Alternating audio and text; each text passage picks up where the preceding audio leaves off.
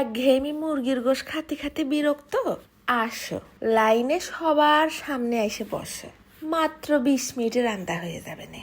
খাওয়ার পর পেটের মধ্যে গ্যাস পাত ভুটভুটানি কিচ্ছু হবে না। তা নিয়ে নিছি বেশি না, 800 গ্রামের মতো মুরগির গোশ। এইবার নিছি একটুখানি আদা, হাফ চা চামচের মতন হবে না। সেই নিতে হবে, কিন্তু বাটা যাবে না। ফ্রিজের মধ্যে পড়ে রয়েছে একটা ক্যাপসিকাম, কবে ধরে কি করব তাই আবার ভিতরের বুকোটা ফেলাই দিয়ে অর্ধেকটা কাটে নিলাম। এইবার নিচ্ছি একটা টমাটো, মাঝখান দিয়ে ফাইল করে কাটে নিয়ে ভিতরের ওই রস বিচি টিচি যা ছিল সব ধরে টান মারে ফেলাই দিতে হবে। শুধু টমাটোমের গাছ চামড়াটা লাগবে। এইবার এগুলো সব এক সাইড করে রেখে দিই। এইবার কড়াইয়ের মধ্যে ঢেলে দিলাম 1 কাপ পানি। এইবার দিচ্ছি বেশ 5টা-6টা কাঁচা ঝাল। তারপরে দিচ্ছি দামড়া করে কাটা 2 মিডিয়াম সাইজের পেঁয়াজ আর একটা মিডিয়াম সাইজের রসুনের সবগুলো কোয়া। তারপর একদম মিডিয়াম আছে 5-6 মিনিট সিদ্ধ করে নেব। বড় সাইজের ব্লেন্ডার নিয়ে আসি বড় ঝামেলায়। ওজনে যেরকম ভারী, আবার অল্প একটু আদা রসুনও পিষতে চায় না, বাটির মধ্যে দৌড়ই বেড়ায়। তাই আরাধ্য সব থেকে অর্ডার করে দিলাম একটা হ্যান্ড ব্লেন্ডার। এই ব্লেন্ডারের মধ্যে আছে একটা গ্লাস জার আর একটা লম্বা মেশিন।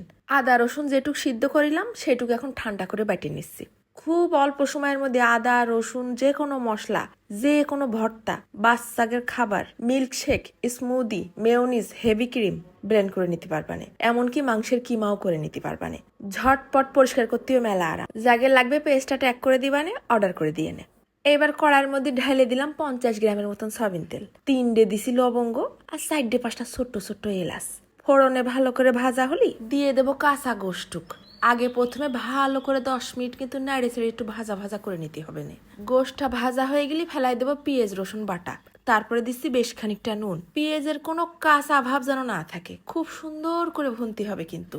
এবার দিয়ে দেবো হাফ চা চামচের মতন ক্রাশ করা শুকনো ঝাল, হাফ চা চামচের মতন ধনিয়ার গুঁড়ো, আর দিচ্ছি অল্প একটুখানি গোলমরিচের গুঁড়ো। এই মশলাগুলোও নাড়ে চাড়ে একসাথে সব মিশাই নিয়ে তেল উঠা উঠা ভাব হলে দিয়ে দেবো হাফ কাপের মতন টক দই। চুলোর জালটা কিন্তু মিডিয়াম করে রেখে দিছি, নাহলে ফস করে যাবে না মশলার তলা পুড়ে। সব মশলা যখন সুন্দর করে ভুনা ভুনা হয়ে আইছে তখন আবার উপর দিয়ে দেবো হাফ চা চামচের মতন গরম মশলার গুঁড়ো। পুরো রান্দায় আমি কিন্তু কোনো হলুদ দেইনি। এবার গোশটা তো একটু সিদ্ধ হতে হবে, তাই দিয়ে দিলাম 1 কাপ মিডিয়াম গরম পানি। ঢাইকে দিয়ে একদম মিডিয়াম আছে সিদ্ধ করে নেব। যেই এরকম সিদ্ধ সিদ্ধ ভাব হয়ে আইছে তখন পাশের কড়াইতে ফেলাই দেবো হাফ চা চামচের মতন বাটার। তার মধ্যে দিয়ে দিছি ওই যে প্রথমে আদা ছেঁচে রাখিলাম সেইটুক। আদাটা সুন্দর করে ভাজা ভাজা হলি প্রথমে দিয়ে দেবো ক্যাপসিকামটাও বেশ 4-5 মিনিট ভেজে নিয়ে তারপরে দেবো টমাটো তো ভাপেই সিদ্ধ হয়ে যাবে রে। এইবারই পাশের চুলোতে টেনে নিয়ে এসে ঢেলে দিলাম মুরগির গোশটুক। 1 মিনিট রাখবো মাত্র, শুধু ঘিরানটা গোশের সাথে যোগ হোক। তারপর নামাই নিয়ে গরম গরম পরিবেশন করবা। ওফ, যেরকম একটা ঘিরান সেই রকম একটা স্বাদ। সাদা ভাত, রুটি, পরোটা যা দিয়ে মন চায়, শুধু নসো নসো করে ভাতের সাথে ঝোলটা মাখায় গালের মধ্যে চাইলে মারলেই বাস, তোমার কাজ শেষ।